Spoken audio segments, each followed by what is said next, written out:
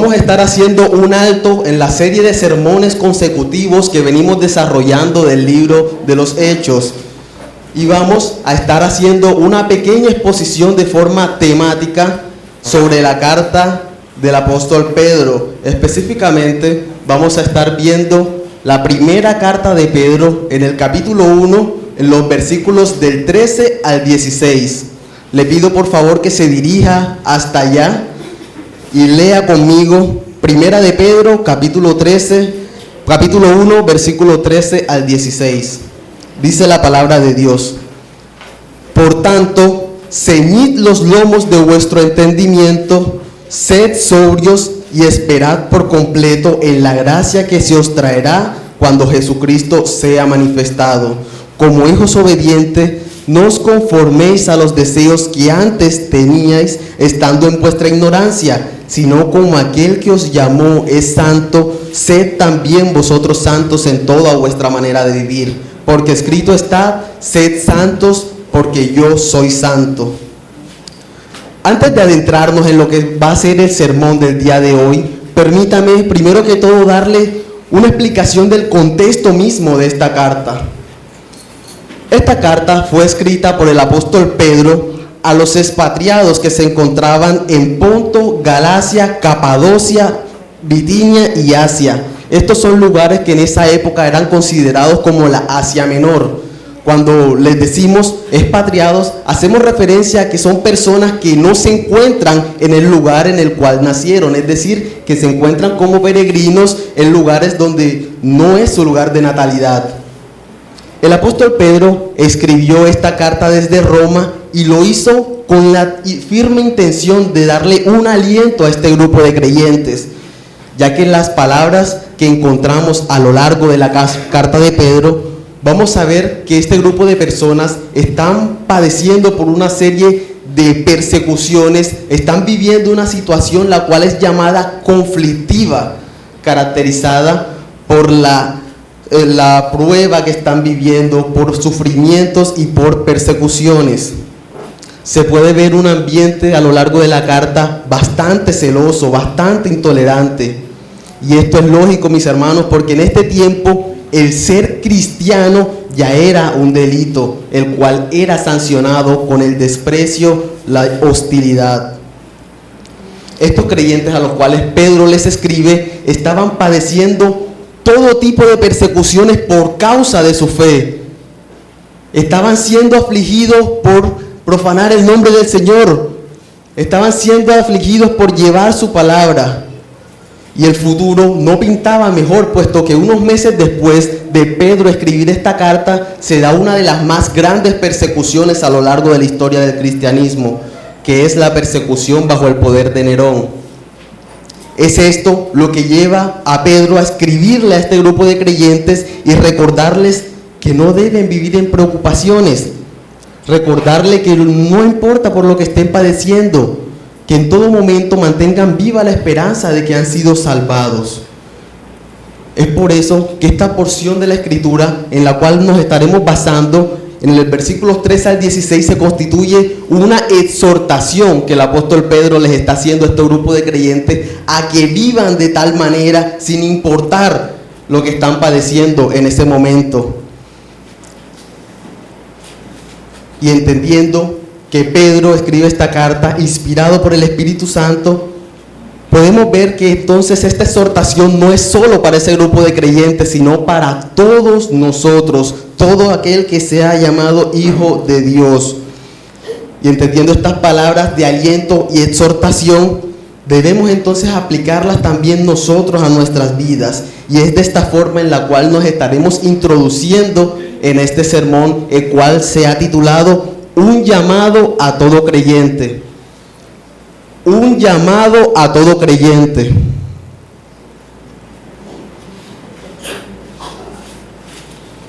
Leamos nuevamente el texto. Primera de Pedro, capítulo 1, versículo 13 al versículo 16. Por tanto, ceñid los lomos de vuestro entendimiento, sed sobrios y esperad por completo en la gracia que se os traerá cuando Jesucristo sea manifestado. Como hijos obedientes, no os conforméis a los deseos que antes teníais estando en vuestra ignorancia, sino como aquel que os llamó es santo, sed también vosotros santos en toda vuestra manera de vivir, porque escrito está, sed santos, porque yo soy santos. Algo que debemos resaltar primeramente es la forma en que inicia el versículo 13. Por tanto, estas dos palabras, primero que todo, es una expresión la cual nos está indicando una conexión entre lo que Pedro ha venido desarrollando en los versículos anteriores con lo que él procederá a decirnos a continuación. ¿Y qué es lo que él ha dicho antes? ¿Qué es lo que viene hablando en los versículos anteriores? El apóstol Pedro en los versículos del 1 al 12 ha formado una base en la cual edificará lo que ahora procederá a decir. El apóstol Pedro les ha indicado a este grupo de personas todo lo que el Señor ha hecho por ellos. Les está recordando toda la obra que hizo Dios para salvarlo y los grandes beneficios que ahora ellos disfrutan por el hecho de pertenecer al pueblo de Dios. Es de esta manera como vamos a ver, por ejemplo, el versículo 2 que les recuerda que han sido elegidos desde mucho antes. En el versículo 3 les muestra cómo por la misericordia de Dios ellos han renacido ahora a una esperanza viva. En el versículo 4 les recuerda que no importa lo que estén presentando en este momento, les recuerda que tienen una herencia ya en el cielo. En el versículo 5 les señalas cómo aún en estos tiempos han sido guardados por medio de la fe. Y del versículo 6 al versículo 12 les recuerda la importancia y cuán maravillosa es esta salvación, que aún los profetas anhelaban dar este mensaje de salvación a todos. Pedro entonces lleva a estas personas primero a recordar lo que Dios hizo por ellos. Y esta expresión, por tanto, nos indica una conexión de esto que él viene hablando con lo que procederá a decir. Pero también esta expresión, por tanto, indica que lo que Pedro va a decir se constituye una ordenanza. Y esto es así porque esta palabra, por tanto, se encuentra en un modo imperativo. Es decir, Pedro no va a dar una indicación de algo, sino que va a exigir algo. Pedro va a dar una orden, va a hacer un llamado. Pedro primero les recuerda a estas personas, a este grupo de creyentes, todas las bendiciones de las que ahora disfrutan por la sola gracia de Dios, y luego les da una orden, una serie de instrucciones de cómo deben conducirse teniendo en cuenta lo que ya Dios hizo por ellos. En otras palabras, Pedro recuerda que ya Dios los ha salvado y ya les espera una herencia en el cielo, una herencia incorruptible. Por tanto, ellos solamente deben preocuparse por vivir de cierta manera mientras ese momento llega. No importa la circunstancia, no importa la situación que estén presentando, deben estar seguros porque ya Dios los ha salvado.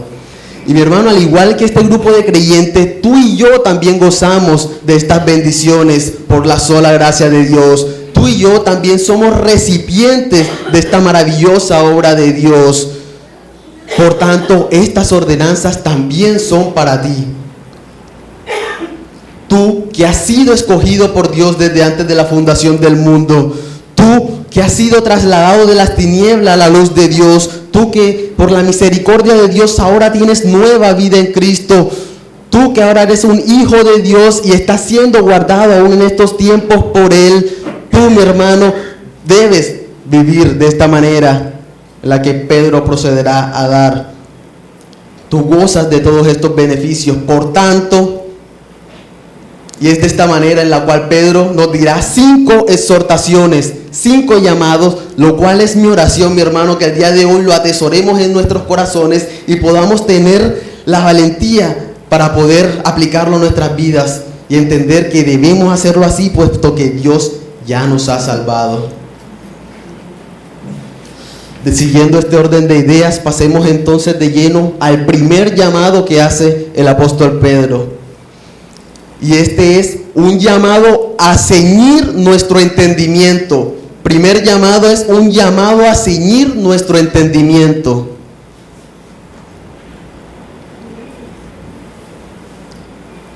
El versículo 13 del texto del que partíamos dice: Por tanto, ceñid los lomos de vuestro entendimiento. ¿Qué significa esto de ceñir nuestros lomos? En la época de antes, la vestimenta era totalmente diferente. Ellos usaban una especie de toga o de batola, la cual llegaba hasta los tobillos, era bastante larga. Esta, por sus características, impedían un movimiento apropiado, tener agilidad en el movimiento, dificultaba ciertos trabajos que se hacían. Entonces, ¿qué tenían que hacer las personas? Cuando a ellos les tocaba correr, tenían que huir o tenían que hacer algún trabajo el cual requiriera movimiento, ellos lo que tenían que hacer era alzarse la toga al nivel de la cintura, la envolvían y la pasaban entre sus piernas, y allí a nivel de la cintura se la amarraban con un lazo, una especie de cinturón de cuero.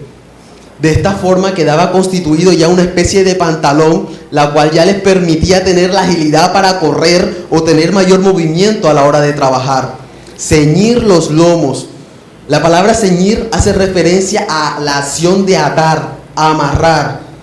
Y la palabra lomos específicamente hace referencia a la parte del cuerpo exterior en la cual se encuentran ubicados los órganos reproductores, es decir, la parte conformada entre la cintura y la cadera. Entonces, ceñir es atarse la toga y los lomos es por la posición en la que se hacen, que es a nivel de la cadera. Entonces, cuando el apóstol Pedro hace referencia a ceñir los lomos de vuestro entendimiento, lo que está haciendo referencia es a que tu mente esté preparada para la acción.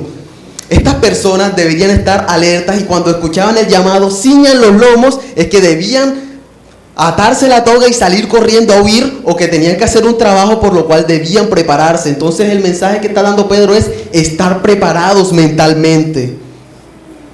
El apóstol Pablo en Romanos capítulo 12 versículo 2 nos lo indica de la siguiente manera. Dice: no os conforméis a este siglo, sino transformaos por medio de la renovación de vuestro entendimiento, para que comprobéis cuál sea la buena voluntad de Dios, agradable y perfecta. A menos que nuestra mente esté preparada, no vamos a poder entender la voluntad de Dios. Recuerden la situación que están viviendo estas personas a las que Pedro les escribe. Están pasando por aflicciones, está siendo acosado, están viviendo persecuciones. Y Pedro les escribe que preparen su mente para entender que todo eso por lo que están pasando es la voluntad de Dios y que esta voluntad es buena y perfecta. Mi hermano, piensen solo que Dios ya hizo algo por ustedes. Así que no pierdan el tiempo pensando en lo que están sufriendo, en lo que están padeciendo, en las aflicciones, en las dificultades que puedan tener en estos momentos. Preparen su mente para entender que todo lo que Dios hace es bueno y que esto no les estorbe para pensar de que ya han sido salvados y que ya tienen una herencia ya en los cielos. ¿Cuántas son las cosas vanas en las que perdemos tanto tiempo pensando? Yo te hago la pregunta, mi hermano, ¿en qué es lo que tú te dedicas a pensar? ¿En qué dedicas tu mayor tiempo a pensar? ¿Acaso es en las deudas que tienes por pagar? ¿En las aflicciones que estás presentando en el momento? ¿En lo que te vas a poner hoy? ¿En que no tienes dinero para salir? ¿En qué vas a comer mañana? ¿O acaso es en las redes sociales? ¿En qué estado estás hoy? ¿En qué dedicas tu tiempo a pensar? Filipenses capítulo 4, versículo 8, nos dice: por lo demás, hermanos, todo lo que es verdadero, todo lo honesto, todo lo justo, todo lo puro, todo lo amable, todo lo que es de buen nombre, si hay virtud alguna, si algo digno de alabanza, en esto pensad. El apóstol Pablo en Filipenses nos dice en qué es lo que debemos pensar. Todo lo bueno, todo lo justo, todo lo amable, todas estas son las virtudes que posee Dios. Debemos pensar en todas esas virtudes y en todo lo que es digno de alabar, y el Señor es lo único en lo que es digno de alabanza. Así que debemos mantenernos pensando solo en Él. Pedro nos exhorta a atar nuestra mente, a no pensar en sufrimientos ni en banalidades, sino a entender todo lo que ya el Señor ha hecho, a pensar solo en sus virtudes y en cuán digno es Él de ser alabado por lo que ha hecho por ti. Pensar en cuán misericordioso es que aún tú siendo pecador, Él te ha salvado. Pensemos cuán profundo es el amor de Dios, que aún nosotros siendo siervos inútiles, Él aún nos continúa guardando en la fe. Pensar en cuán digno es Dios de alabar, que no nos deja en la prueba, en el sufrimiento, sino que nos da la fuerza para poder soportarla y salir de ella. En esto es lo que debemos pensar, ver todo como algo bueno. Debemos preparar nuestra mente para entender de que todo es por obra de Dios y que Él todo lo hace bueno. Su obra es buena y perfecta.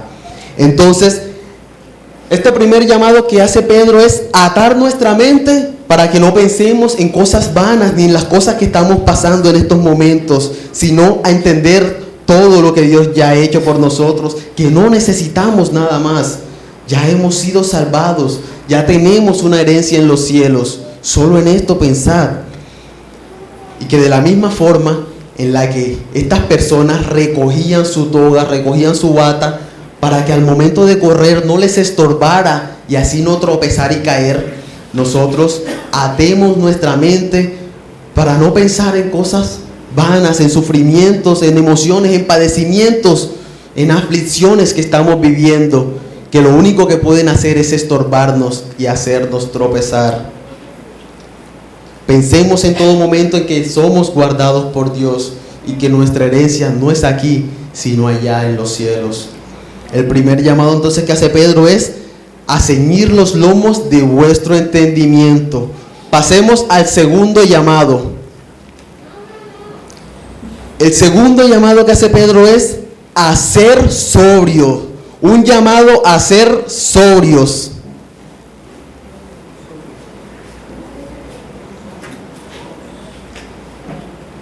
El versículo 13 nos dice: por tanto, ceñid los lomos de vuestro entendimiento, sed sobrios. La palabra sobrio hace referencia a tener buen criterio, ser razonable, tener dominio propio. Pedro insta a ser sobrio, es decir, a asumir una actitud sana, una actitud cristiana, a no dejarnos llevar por las emociones, a actuar de buena manera frente a las circunstancias, a los problemas. Todos nosotros, mis hermanos, somos llamados a tener dominio propio. Y esto transmite una idea de ser disciplinados, de ser controlados, de ser moderados al momento de pensar, al momento de actuar, al momento de hablar, al momento de responder ante situaciones. Debemos ser controlados en cada uno de estos momentos. Debemos comportarnos como creyentes que están confiados de que ya han sido salvados y que tienen una herencia allá en los cielos, que no necesitan nada más aquí en este mundo. No podemos sacar de nuestra mente a esas personas a las cuales Pedro les escribe. La situación por la que están pasando, están siendo perseguidos por su fe, están viviendo aflicciones, no se encuentran en su lugar de origen, recuerden, son expatriados. Y Pedro los exhorta a que sean sobrios, no importa esa situación, que ellos actúen con cordura, que tengan dominio propio. Que cuántas veces nuestras emociones, mis hermanos, nos han llevado a responder de una manera inapropiada. Cuántas han sido las ocasiones que nos dejamos llevar por la aflicción, que se nos olvida que ya tenemos una herencia, que ya hemos sido salvados, y respondemos de una manera inadecuada. Mi hermano, que nuestras aflicciones no nos lleven a reaccionar de una manera inapropiada, que por estar pensando en estas cosas perdamos completamente la cordura. No, recuerda, ten dominio propio, sed sobrio. Este es el segundo llamado entonces que hace Pedro, y es un llamado a ser sobrios. Pasemos al tercer llamado. Y es un llamado a esperar por completo. Un llamado a esperar por completo.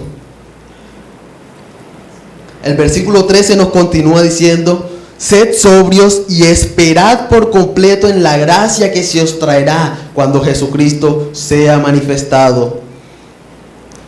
El tercer llamado que Pedro hace es a esperar, es a vivir cada día de tu vida esperando eso que será manifestado el día que el Señor venga. Es esperar cada momento ese día en el que Él vuelva.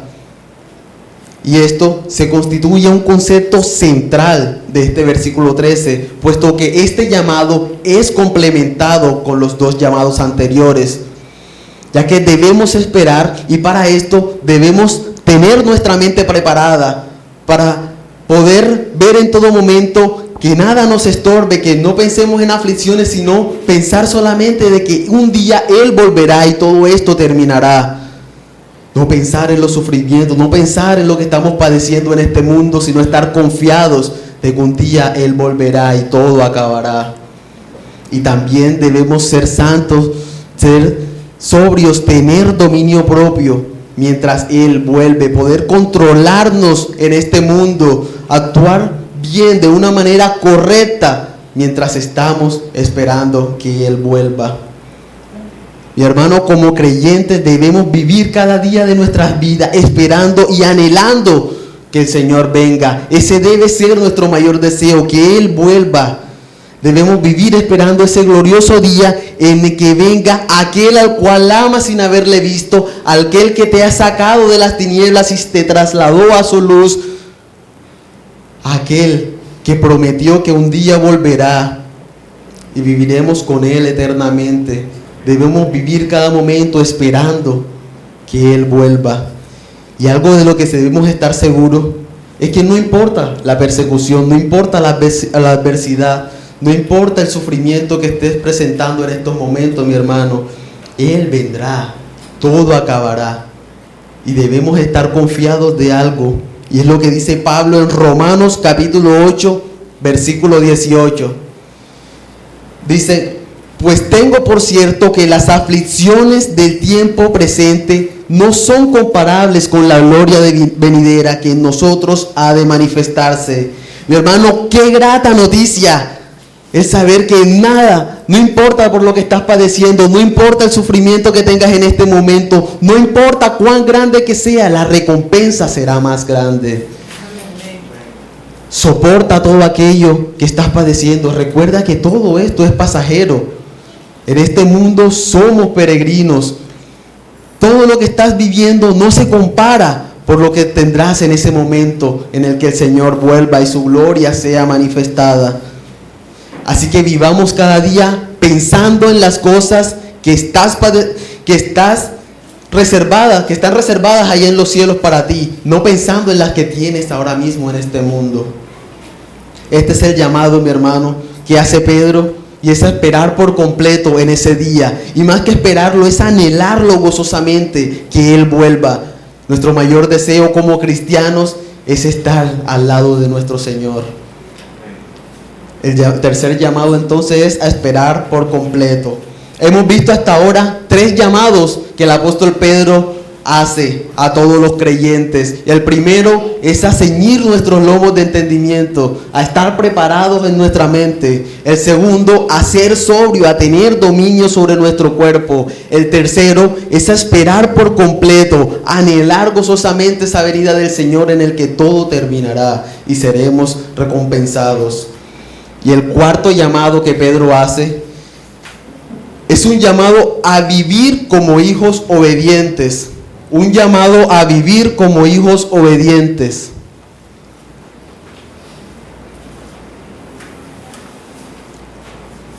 El versículo 14 nos dice: como hijos obedientes, no os conforméis a los deseos que antes teníais estando en vuestra ignorancia. La palabra conformar hace referencia a tomar la forma de algo. Lo que Pedro está haciendo es un llamado de alerta, que no permitas que tus deseos que antes tenías cuando estabas allá en la ignorancia, te permitan volver a tomar la forma del mundo. Este es un llamado de alerta.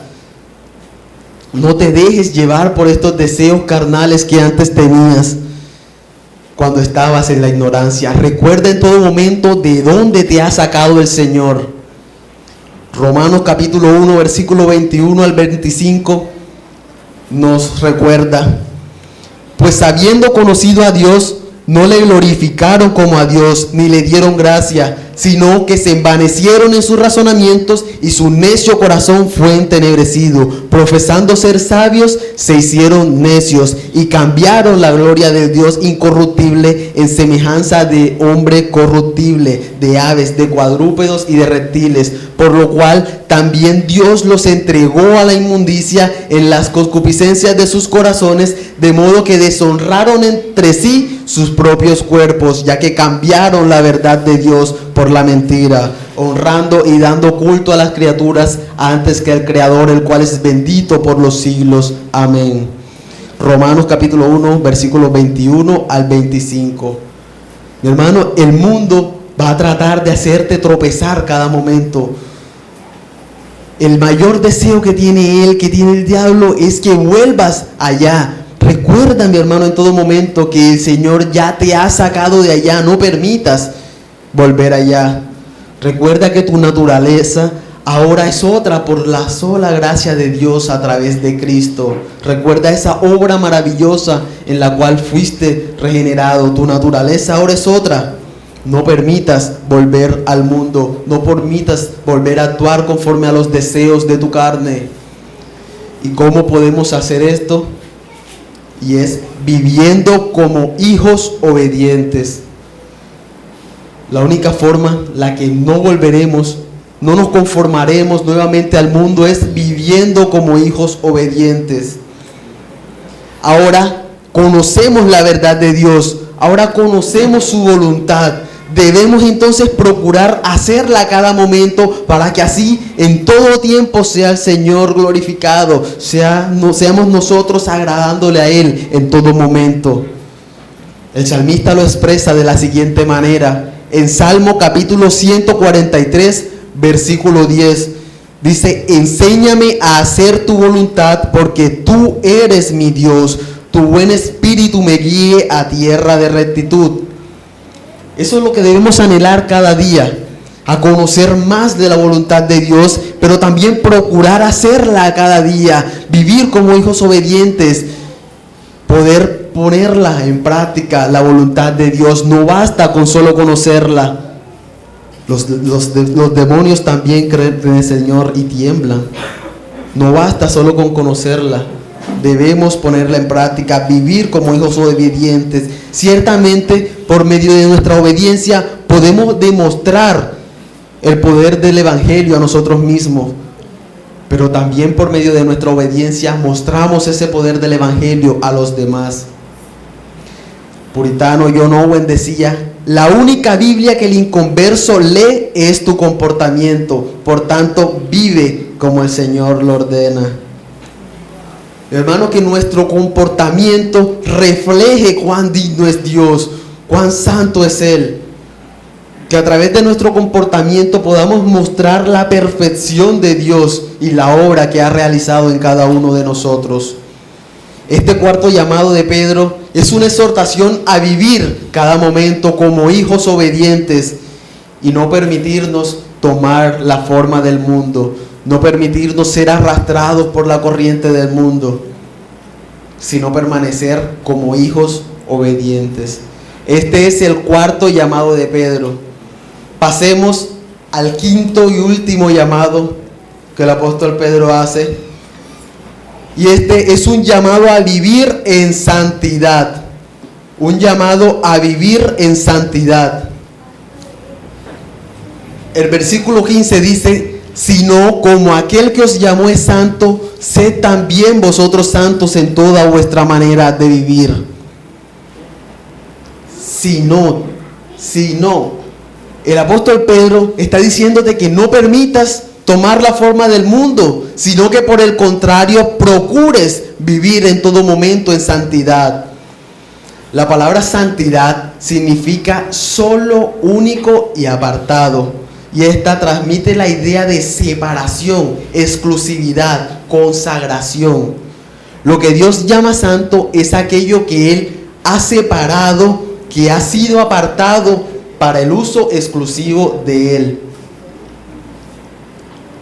En el Antiguo Testamento podemos ver que el animal que era ofrecido en sacrificio a Dios tenía que ser un animal santo. Este debía ser apartado del resto de los animales y ser exclusivo para glorificar a Dios, ser exclusivo para entregarlo en sacrificio a Dios. Otro ejemplo que podemos ver es en Génesis capítulo 2, cuando Dios bendijo el día de reposo y lo santificó. ¿Qué quiso decir con lo santificó? Él tomó el día de reposo y lo apartó, lo separó de los demás días de la semana y lo hizo suyo. Ahora ese día es exclusivo para Él. Teniendo esto claro, mi hermano, entonces el llamado que Pedro hace es que ahora vivas apartado del mal y vivas exclusivamente para Dios. Mi hermano, somos llamados a ser santos, somos llamados a estar viviendo exclusivamente para Él. Él nos separó de una vida de pecado para vivir eternamente ahora para Él. Y notemos algo, que Pedro no nos dice que debemos ser santos en la iglesia, ni que debemos vivir exclusivamente para Él los domingos. Él es bastante claro al decir, sed también vosotros santos en toda vuestra manera de vivir. Todos los días debemos vivir para el Señor. Todos los días nuestra vida debe ser entregada a Él. Debemos estar consagrados a Él en cada momento. Ahora puede surgirte la pregunta, ¿por qué? ¿Por qué debemos vivir de esta manera? Y aunque la pregunta sobra, mi hermano, tengo 3 razones por las cuales debemos vivir en santidad. Recordemos, estamos en el quinto llamado, un llamado a vivir en santidad, y en estos momentos te daré 3 razones por las cuales debemos vivir de esta manera. ¿Por qué debemos ser santos? Pasemos entonces a la primera razón, y es que debemos ser santos porque es una orden. Debemos ser santos porque es una orden.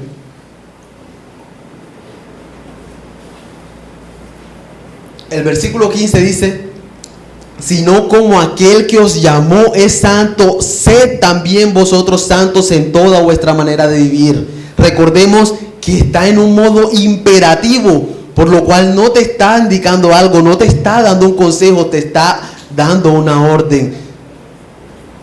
Te está obligando a algo. Debes ser santo, sed también vosotros santos. Y no solo Pedro nos da esta exhortación, sino que a lo largo de la Biblia vemos numerosos pasajes que nos llaman, nos exhortan a vivir cada día en santidad. Es más, mire cómo lo muestra Pablo en Hebreos capítulo 12, versículo 14. Hebreos capítulo 12, versículo 14. Dice, seguid la paz con todos y la santidad sin la cual nadie verá al Señor. Pablo dice, debes ser santo porque sin ella no podrás ver al Señor. Entonces debemos ser santos, primero que todo porque es una orden. Nuestra Biblia es nuestra única fuente de autoridad y ella nos llama a ser santos. Y la verdad, mi hermano, esta debe ser suficiente razón para nosotros vivir en santidad. Si tenemos la Biblia como nuestra autoridad, debe ser suficiente para que tú vivas cada día para el Señor, para que tu diario vivir, tus acciones sean de uso exclusivo para Él, para que Él sea glorificado en cada una de tus acciones. Mas sin embargo, te tengo otras 2 razones por las cuales debes vivir en santidad. Pasemos a la segunda, y es que debemos ser santos porque somos hijos de Dios. Debemos ser santos porque somos hijos de Dios. Algo que siempre hemos visto a lo largo de la historia es que un hijo siempre va a tener como modelo a su padre. Y un hijo siempre va a procurar imitar a su padre, ser semejante a él, ya que él es el primer modelo que tiene a seguir. Por eso este va a procurar siempre ser igual a su padre. El versículo 16 nos dice, porque escrito está, sed santos porque yo soy santo. Nosotros, como hijos de Dios, debemos reconocer que nuestro Padre es santo, por lo cual nosotros estamos llamados a ser imitadores de Dios en este aspecto, a vivir de una manera santa. Esto implica, mis hermanos, entonces, amar lo que Él ama y aborrecer lo que Él aborrece. Pedro aquí está citando un texto en el Antiguo Testamento que es Levítico capítulo 11, versículo 44. Dice: porque yo soy Jehová vuestro Dios, vosotros por tanto os santificaréis. Vea, vosotros por tanto, está en modo imperativo, os santificaréis y seréis santos porque yo soy santo. Así que no contaminéis vuestras personas con ningún animal que se arrastre sobre la tierra. Levítico capítulo 11, versículo 44. Este, mi hermano, es un mandamiento, está en modo imperativo. De modo que la razón por la cual debemos ser santos es porque Él es santo. Si nosotros somos hijos de Dios, debemos ser como vuestro Padre, el cual es santo. Y no solo santo, aún los ángeles clamaban que Él es 3 veces santo. Santo, santo, santo. Recordemos que el número 3, cuando algo se daba en 3 ocasiones, era una señal de perfección. Él es perfectamente santo. Y algo que debe disfrutar, mi hermano, todo hijo, es tener relación con su Padre, andar en todo momento con su Padre. Él es nuestro Padre, mi hermano. Nuestro principal anhelo debe ser estar cada día en relación con Él.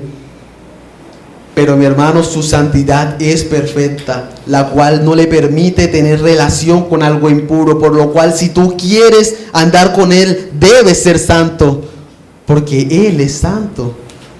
No nos engañemos en pensar que es posible disfrutar de una relación con Dios si aún nos encontramos unidos al pecado. No nos engañemos en pensar que es posible disfrutar de comunión con Él mientras continuamos siendo movidos por este mundo, mientras continuamos siendo guiados por los deseos de nuestra carne. No te engañes, si quieres tener relación con Dios, debes ser santo, porque Él es santo. La perfecta santidad de Dios no le permite entonces tener relación contigo si aún estás viviendo para aquel del cual Él te separó por medio de su Hijo Cristo. Si quieres vivir, mi hermano, con Dios, tener relación con Dios, si tú eres un hijo de Dios, debes ser santo, porque Él es santo. Este es el 4.º llamado que hace Pedro, y es un llamado entonces... este es el 5.º llamado y es un llamado a ser santos. Y estamos viendo la segunda razón por la cual debemos ser santos, y es porque somos hijos de Dios. Veamos la tercera razón por la cual debemos ser santos, y no menos importante. Y es que debes ser santo, mi hermano, porque este fue el propósito por el cual Cristo vino al mundo. Debe ser santo porque este es el propósito por el cual Dios envió a su Hijo. En 2 de Corintios capítulo 5, versículo 15, nos dice: y por todos murió, para que los que viven ya no vivan para sí, sino para aquel que murió y resucitó por ellos. Mi hermano, Cristo vino y murió para separarnos del pecado. Y de esta manera ya no vivir más para Él, ya no vivir más en esa contaminación, sino ahora vivir para aquel que murió y resucitó. Aquel que se entregó a sí mismo como cordero, aquel que hizo esa obra perfecta, ese sacrificio perfecto, el cual nos limpió y nos redimió. Ahora debemos vivir para Él. Tú y yo, mis hermanos, no nos pertenecemos a nosotros. Fuimos comprados a precio de sangre. Pertenecemos a Dios, somos de Cristo, por tanto ahora debemos vivir para Él. Como el apóstol Pablo, debemos decir: ya no vivo yo, ahora vive Cristo en mí. Que nuestro vivir, que nuestro sentir sea solo Cristo. Le pertenecemos a Él. Te hago la pregunta, mi hermano: ¿en realidad tú estás viviendo para Cristo? ¿En realidad tu vida es consagrada para Él? ¿O estás viviendo aún para el mundo, para aquel del cual Él murió para separarte? Mis hermanos, fuiste comprado por un alto precio, con un propósito, y el cual es glorificar a Dios. Fuimos escogidos para glorificar a Dios. Efesios capítulo 1, versículo 4 al 7 nos dice: según nos escogió en Él antes de la fundación del mundo. ¿Para qué? Para que fuésemos santos y sin manchas delante de Él, en amor, habiéndonos predestinado para ser adoptados hijos suyos por medio de Jesucristo, según el puro afecto de su voluntad. ¿Para qué? Para alabanza de la gloria de su gracia, con la cual nos hizo aceptos en el amado. Hermano, gracias a esa obra perfecta de Cristo, ahora somos aceptados. Pertenecíamos al pecado, éramos del mundo, pero Dios murió por ti, te salvó y ahora fuiste aceptado por Dios en Él, en Cristo. Por tanto, debes vivir para Él.